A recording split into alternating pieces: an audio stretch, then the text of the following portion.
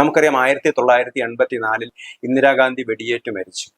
സ്വന്തം അംഗരക്ഷകരുടെ വെടിയേറ്റ് മരിച്ചു. പക്ഷെ അതിനൊരു സിഖുകാർക്കെതിരായിട്ടൊരു അക്രമമായിട്ട് വളർത്തിയെടുക്കാൻ പറ്റി. നൂറുകണക്കിന് സിഖുകാരെ കൊല ചെയ്തു. വർഗീയ ധ്രുവീകരണം ഉണ്ടായി, സഹതാപ തരംഗമുണ്ടായി. ആ ഇലക്ഷനിൽ വമ്പിച്ച വിജയമാണ് കോൺഗ്രസ് ഉണ്ടായത്. BJPക്ക് കേവലം 2 സീറ്റ് മാത്രമാണ് കിട്ടിയത്. പിന്നീട് ഉപപ്രധാനമന്ത്രിയായ LK അഡ്വാനി, അദ്ദേഹം പലപ്പോഴും പറയാറുണ്ട്, വിവിധ രാഷ്ട്രത്തലവന്മാരൊക്കെ അല്ലെങ്കിൽ വിവിധ രാജ്യങ്ങളിൽ നിന്നുള്ള രാഷ്ട്രീയ നേതാക്കളും നയതന്ത്രജ്ഞരും ഒക്കെ അദ്ദേഹത്തെ കാണാൻ വന്നിരുന്നു പലപ്പോഴായിട്ട്. ആ സമയത്തൊക്കെ അദ്ദേഹത്തോട് ചോദിച്ചിരുന്നു, താങ്കളുടെ രാഷ്ട്രീയ പാർട്ടിക്ക് എത്ര പേരാണ് പാർലമെന്റിലുള്ളത് എന്ന് ചോദിച്ചിരുന്ന സമയത്ത് അതിന് മറുപടി പറയാൻ പോലും തനിക്കാവാത്ത വിധത്തിലായിരുന്നു BJPയുടെ സംഖ്യ.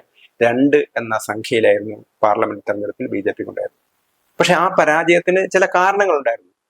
കാരണം അത് അന്നത്തെ ചില അവസ്ഥകളായിരുന്നു. എന്നാൽ പോലും BJPയുടെ സംഘടനാപരവും രാഷ്ട്രീയവുമായ എന്തൊക്കെ ന്യൂനതകളുണ്ടോ ആ ന്യൂനതകളൊക്കെ പരിഹരിച്ചുകൊണ്ട് ഘട്ടം ഘട്ടമായിട്ട് പാർട്ടിയെ LK അഡ്വാനിയെ പോലുള്ള ഒരു നേതാവ് അതിനെ വളർത്തുകയാണ് ചെയ്തത്.